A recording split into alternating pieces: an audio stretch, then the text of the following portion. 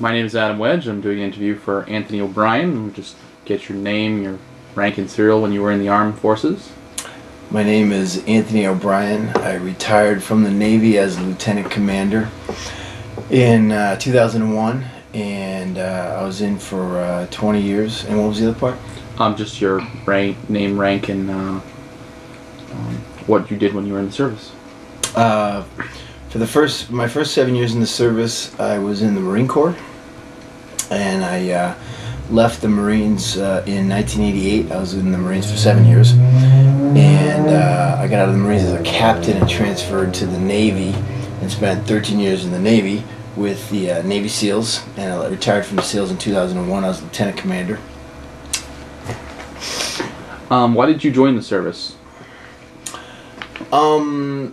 For a couple reasons. First, because my dad was in the Marines, so that's why I started in the Marines. And I also had a couple uncles who were in the Marines, and so it wasn't. I have 7 brothers and sisters, and none of them were in the service, so it wasn't like the military was that big a deal when I was growing up. But it was enough that I got enough. I was closer to my dad, and I got enough influence from him, from discussions we had after dinner and that sort of thing, about the military, that I was kind of inspired by it.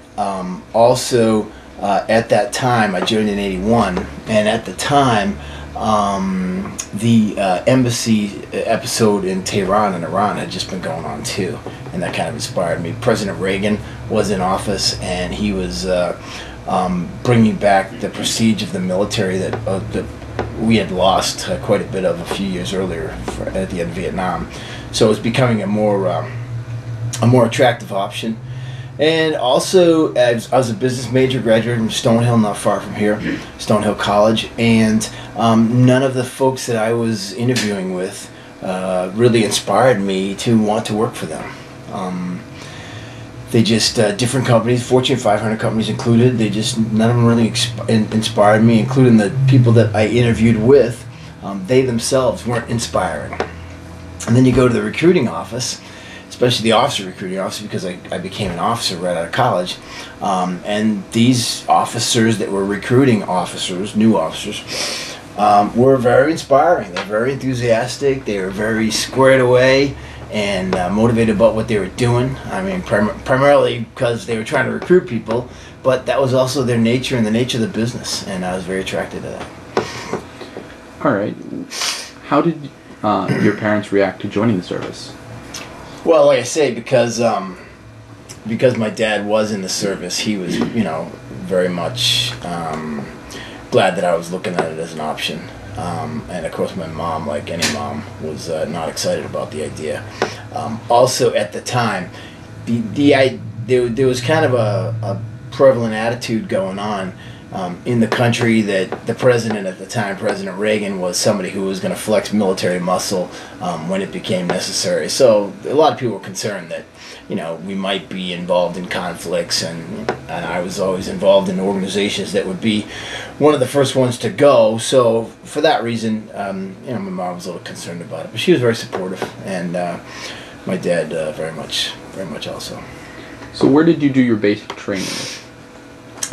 Basic officer training for the Marine Corps is in Quantico, Virginia, which is about an hour south of Washington, D.C.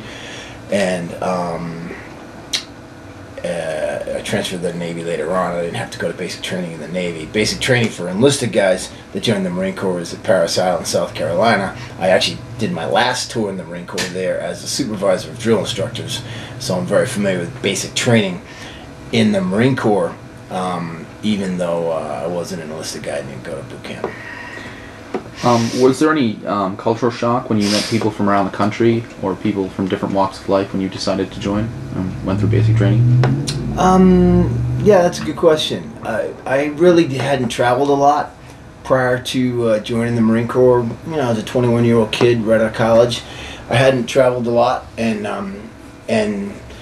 although the Marine Corps and the service get a pretty good chunk of folks from the Northeast, there seems to be more folks from the South that join, and so I wouldn't call it as much as a culture shock, but a little bit of a surprise dealing with that sort of thing. But I ended up liking it, so much so that although I had almost no exposure to it prior to going to the Marine Corps, kind of ended up turning me on to country music while I was in, and so I embraced that, and still enjoy listening to it today. But although that's not all I listen to, but yeah, a little bit of culture shock, but because I hadn't traveled much prior to joining the service. Do you have any interesting stories about when you went through basic training? Oh, I'd have to think about it.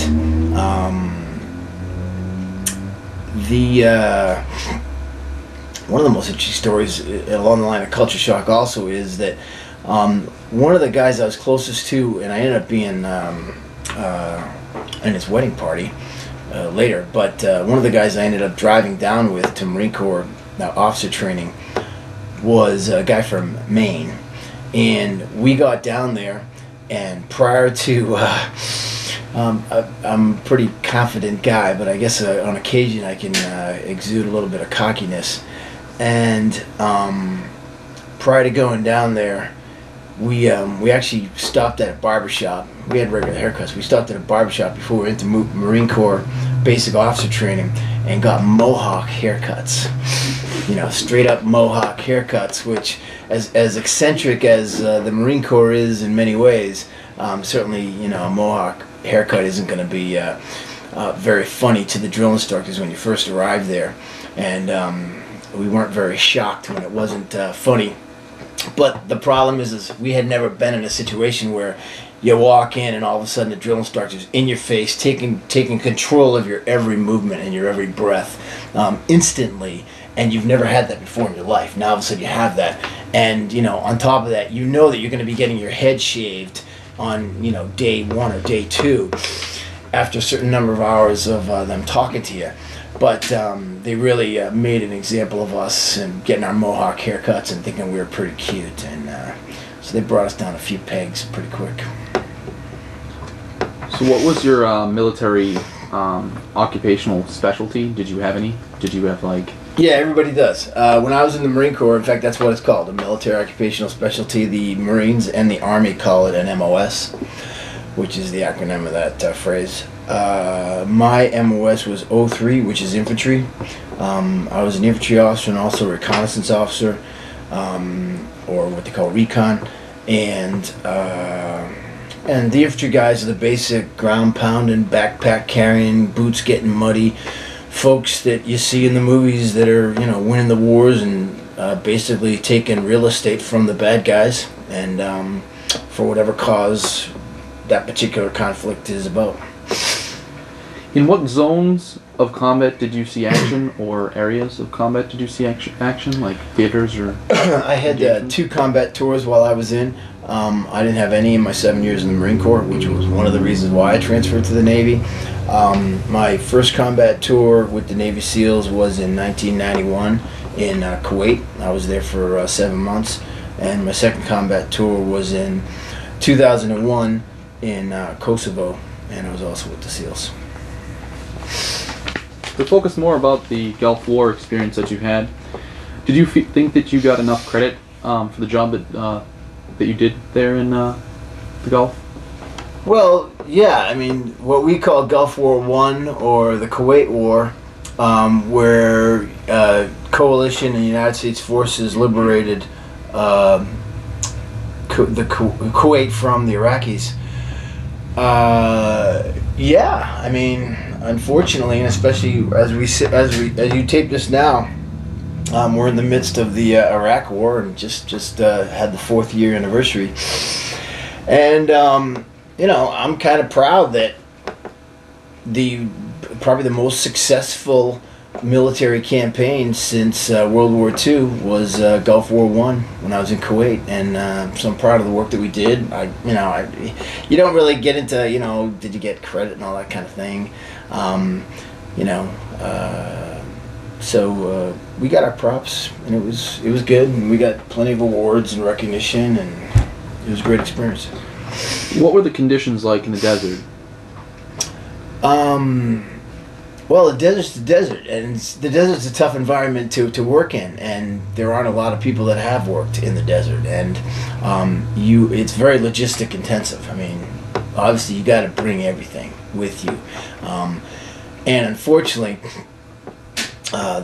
just some basics. Obviously, I said it was logistically intensive, and that includes that it's very vehicle intensive. And I'm actually used to working in units that don't do necessarily a lot of vehicle work.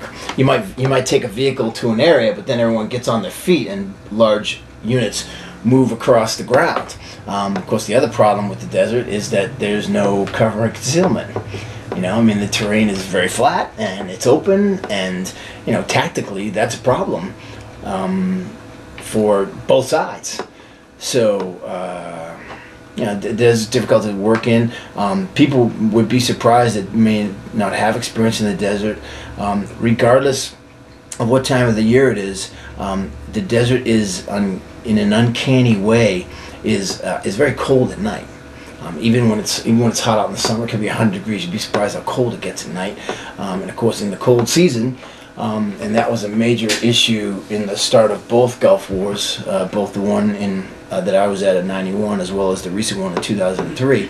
The weather and what time of the season you initiate your attack is a big planning factor. Did you have any experience, or what was it like to anticipate toxic gas warfare, or possibility of experiencing some kind of biological warfare or something like that in your engagement? What was it like? Yeah, that's something we always train for in all the units I've been in. The primary defensive tool that you use is your gas mask. You don't go anywhere without your gas mask. It's what we call first echelon gear, which is basically equipment that never leaves your body. If you're near the water, then we also have blow-up life jackets that are important, but also your weapon, your knife, your ammo, your ammunition, your gas mask. There's just certain things that just don't leave your body, unless you're in a down area where you're showering or cleaning up or whatever. But other than that, even in a rare area, you're going to have your first line gear on, and that includes your gas mask. And we're consistently practicing with the gas mask, inspecting it, make sure it's working right, putting it on and off. We had numerous times when there was a threat of a potential strike that was in our area that could have involved some kind of gas situation, so the alert went out and everyone put their masks on. I was fortunate in that all the areas that I was in, and whenever that happened during the Gulf War, it was never a problem, meaning we never got hit with any gas. I think that Iraq and Saddam Hussein's capability to actually do that was greatly, there's a little bit of a political opinion, but was greatly exaggerated, both before then, and since then. I think that the guy wasn't a whole lot more than a paper tiger, and then a lot of what happened with him and how supposedly evil he was greatly exaggerated, but I don't think he had a tremendous amount of military capability in any way. We processed, in one day we processed as many as 1,500 Iraqi POWs, and they were just devastated and hungry and very, very weak, and people who just didn't really want to fight for anything, didn't have a lot of patriotism or pride, and but anyways, on the gas mask situation, we took it as a real threat at the time. I look back on it now, and I don't think it was that big a threat. Speaking of the technology that you used, can you speak of any, like, in particular technology that you saw that was your day-to-day life, like you were using new technology in your engagements and stuff? Well, at that time, in '91, GPS was just becoming popular. And of course, so we were using a lot of global positioning systems, which of course, but because it was so new, a lot of us who at the time were considered old timers were still using old map and compass as a backup, and especially in the desert, you have to do that because navigating the desert is very illusory. There's a lot of problems out there where you think you're somewhere but you're not, and you have to dead reckon your way back to where you are, and it's hard to do. I mean, there's not a lot of landmarks out in the middle of the desert. So GPS is very, very helpful. It's also I've also done a lot of work on the water because with the SEALs, and we deal in rubber boats and small boats. a lot of our work's that. You're talking about in the middle of the night is when we do most of our stuff, so it's also difficult to navigate there too. So GPS was very, very helpful. Also, a lot of our communications abilities. We were doing a lot of digital burst communications where you type up a message on a computer, and of course we're talking 1991, so computers, especially in the field, were still pretty bulky. But you could type out a message on your radio, and then press one button and it would send one signal, and it wasn't like you were holding down a handset and speaking for seconds or minutes, and then therefore the enemy could use their equipment to try to pick you up and locate you and then make an attack on you. So the biggest technology advances that we were able to utilize were in navigation and communications, and in fact in my last 10 years in the service since then, it was the same. We were basically improving that equipment, each and every year. Were you ever in a firefight when you were in Kuwait? And would you like to talk about it a little bit? I was the officer in charge of a couple platoons, so I personally was never the front guy up ahead doing the firefighting. I was always the guy in the rear that they would call. In the rear, but I mean in the rear of the fight. With the headquarters that they would call to get support, whether it be if they needed search and rescue, whether they needed fire support from airplanes, bombs, rockets, whatever, mortars, artillery. I was that guy. I was the guy with the big picture and a couple other assistants running those kind of support things for either helicopters or aircraft or whatever, and we'd Ouija board everything back there. However, we on a couple occasions were close enough to get some incoming fire and have to return that fire back. It's a little nerve-wracking, but we go through a lot of training for that sort of thing. I gotta tell you, one of the hardest things that I heard recently was this whole Pat Tillman thing with the Army Rangers, and he's the guy that was the former NFL star who ended up leaving his multi-million-dollar professional football career to go to the Army Rangers, and of course qualified to become an Army Ranger, which is tremendously hard training, I can tell you, because I've been through it myself. And then was an Army Ranger, went over there with the guys, and of course got killed in a firefight that ended up being a friendly firefight situation, or friendly fire situation, which is not extremely common, but is known that it happens, and we take a lot of measures to ensure it doesn't happen. But I felt really bad about that whole situation, how they and it's still going on now with the parents and the media and the Army. So I hope that works out well. But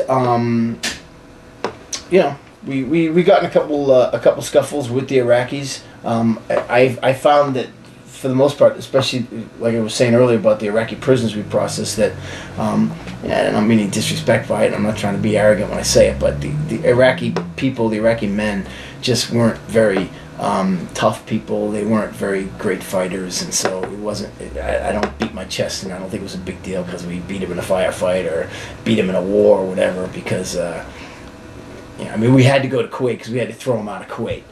But the first Gulf War lasted a number of days. That was it. It wasn't a very difficult war. Did you feel it was a noble war? Do you feel the Gulf War was a noble war for the purpose that we went about it? The first one. Yes. The first one, absolutely. Yeah. The mechanics were simple. Bad guy enters friendly country that we have a treaty with without an invitation, takes it over, has an evil intent. They call us up, ask for our help under the treaty, and we go over and help them out and kick them out. Pretty simple. And I salute President Bush Sr. for listening to Chairman Powell at the time, General Powell, and not General Schwarzkopf, and not going to Baghdad, because at that time I thought it was the right thing to do. Not only because we didn't have a mandate to do it under the charter with the UN and the coalition, but just because, as we have since discovered, and as many of us believed back before we invaded them in Iraq in 2003, Baghdad and Iraq and where it's located and all the different elements of it is just too complex and just absolutely unnecessary for the United States to be involved with. So I'm very one of the things I'm most proud of, and you know, a lot of the old timers don't want to hear it, but that's okay. I mean, this isn't about whether you're old or tough or anything like that. This is an intellectual game, and one of the things I'm most proud about is that we did not go to Baghdad at the time, because it was not a good idea then. It wasn't a good idea in 2003. It's not a good idea now, and we got to get the heck out of there. Do you have any medical issues or any lingering effects from your time when you were in the Gulf? Did you let me tell you, pull any muscles? You know, have any problems with your knees or your legs or? Yeah, well, I was there for 20 years, and I was in an organization where we're doing a lot of shooting, we're doing a lot of parachuting, we're doing a lot of fighting, very, very physical work, carrying large backpacks, working in the snow, working in the desert, etc. I mean, for years and years. Now, also, however, we do a lot of physical training. I mean, every day you train physically 5 days a week, and even on the weekends, for an hour and a half every morning. That's our routine. So the guys are in great shape too. I mean, I'm lucky to still be in great shape.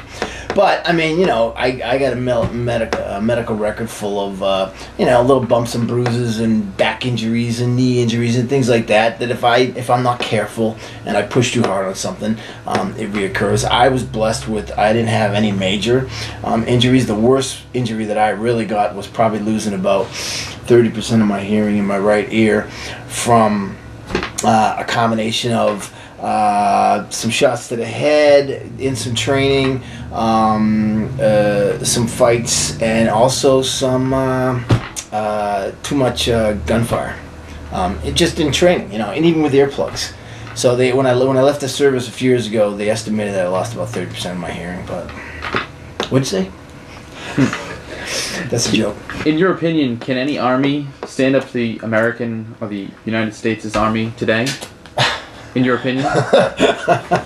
Well, when you're spending 500 and gosh, I hate to sound like such a liberal, because I'm not. But when you're spending $560 billion a year on defense alone, not including the supplemental budget to go to Iraq that's happening every few months.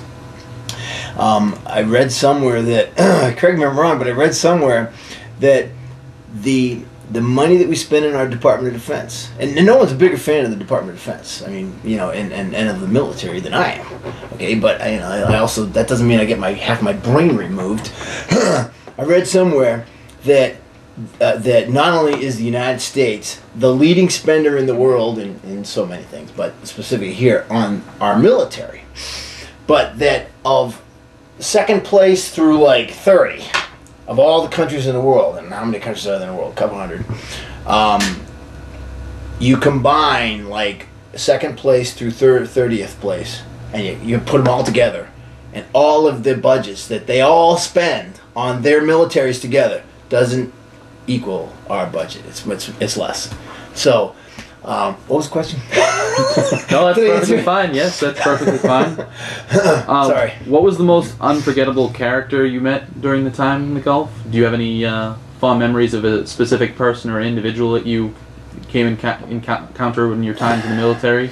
Actually, you know who better than my time in the Gulf. I mean, I met a lot of great characters when I was in the service. We worked on when I was in the Marine Corps. We worked on Clint Eastwood's movie Heartbreak Ridge, the Marine Corps movie. Met him, got a nice photograph with him. Great guy, very soft spoken. You'd be surprised at that because he's a very intimidating persona. Met Jesse Ventura when I was with the SEALs. He's the former governor of Minnesota who was a Navy SEAL in Vietnam. He wasn't as big as Eastwood was big. He was like 6'2" or 6'3". I didn't realize he was that tall. Ventura, I thought, was much bigger, like 6'6" or something. He's only about 6'2" or 6'3". Because he was a wrestler for a while, and he was a pretty hot ticket. But one of the greatest guys I met was in Kosovo. I actually worked for him. He was a colonel at the time, Vincent Brooks, and became a general. And you might recall that in this Gulf War in 2003, he was the tall black guy that was the first talking head who was doing the briefings in Iraq when we first mobilized and went in there. And he was the guy you saw on TV every day doing the initial okay, here's what we did today, etc. And then Rumsfeld would come in and somebody else would come in. His name was Vincent Brooks, really, really good guy. He's still in the Army. I guess he's a 1 or 2 star general, but he was my boss at Task Force Falcon when I was in Kosovo, and really, really good guy. I had a great relationship with him. Do you think that every American should serve at least 2 years in the military? I think it'd be nice in theory, but you know, I don't think that it's publicly popular. I don't think that it's popular with the public. I don't think it's popular with the legislatures, the politicians. So I don't think that functionally you'll ever see it happen. I personally don't think you'll ever see a draft again. And so I think that it's a good idea in theory, and you know, you could even extend that to say, well, if not just the military, then public service, to include local, state, federal government, or some other kind of charity thing that's of a public service nature. I think in theory it's a great idea, but yeah, what else can you say about it? Would you join the military again or avoid it at all costs? if today you had to decide to join the military or to go into professional life all over again. Well, it's not a bad question. I didn't mean. I mean, it's a funny question. I mean, I was a 20-year vet. You know, exactly. So obviously I loved it. Honestly, though, if I had to do it all over again, I wouldn't have stayed in for 20 years. I would have just done my original 4-year tour, and then gotten out, knowing what I know now. I never went into it to get anything out of it except to just be a warrior, serve in the front lines, go to war, serve in a conflict, and you know, make a contribution to that. I mean, somebody's got to go do it, you know, fight for the country, etc., just like our forefathers did in World War II, Vietnam, etc. I have great respect for them, and I have many family members that did that themselves. So that's why I always wanted to do it. The entire romantic appeal of that we see in the movies, etc. I was sucked into it, and it's one of the reasons why I joined. So I would gladly do it again. The thing is that, especially in modern times, you know, going back a few years, when you join and you join for 4 years and nothing happens like that for 4 years, you're training and training and training. It's like being in the base, major leagues and not going to the World Series. You want to go to the World Series and test your skills under the most difficult circumstances, and that's what it is. So you stay for 4 years, then you stay for another 3 years, and nothing happens. Then all of a sudden you get an invitation to join the SEALs, and it's like, well, yeah, I got nothing else going on, so okay, fine. And then, then all of a sudden the Gulf War comes around, so it's like, and then by that time you got 10 or 11 years in, and it looks like there could be a couple other things coming on, and then by that time you got 14, 15 years in, and you might be getting a little tired of it, but it's like, well, for crying out loud, I'm 5 years away from a pension. I mean, what am I going to do? So, you finish your time out. But in honesty, looking back, and the other thing, though, is knowing what I know now, especially having so much exposure to other areas to work in, whether they be public or private, etc. I probably wouldn't have stayed in 20, but the real answer to your original question was, would I go back in? Absolutely. And more importantly, I would recommend to anyone else who's a young person, whether they be coming out of high school, not sure if they want to go to college, coming out of college, not sure what they want to do, etc., or even if they are sure what they want to do. What a great way to start your resume, to start your professional career, to get management experience. I think the military is a great way to go. I don't have a preference on, and I'm not one of these guys that says the Marines are better than everybody else, the Navy's better than everybody else. I've worked with them all. They're all great guys. The Air Force is super duper people. Of course, I've flown on all their airplanes. Army, I've got more Army training than probably any Navy SEAL or Marine around. Love the Marines, love the Navy. So I think whatever one you choose would be great, and I strongly would recommend it.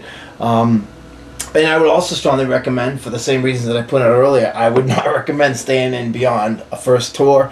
I'd do the first original 3 or 4 years, get whatever benefits you can get out of it, and the benefits are good. They're not as generous as people think, and that's one of the reasons why I wouldn't have did the 20 if I had to do it all over again. But one of the really best benefits is the educational benefits that you can get when you come out too. If you want to get a college degree, or if you already have one, you want to get a master's or whatever. So I would highly recommend it, definitely. Just to touch on what you were just talking about, Do you think your military experience has enhanced your professional career, or has it hindered your professional career? Well, it's been part of my professional career. I mean, I was, you know, I've been in charge of, after 20 years as an officer, the most amount of people I've managed and been in charge of is up to 1,000. Budget management, multi-million-dollar budgets, multi-million-dollar equipment that are managed, and a lot of that equipment was classified. Stuff that we would use either with submarines or weapon systems or diving equipment, those sorts of things. Very sensitive, confidential material, as well as facilities, large facilities, pay the bills. We talked about personnel earlier, hiring, firing, etc.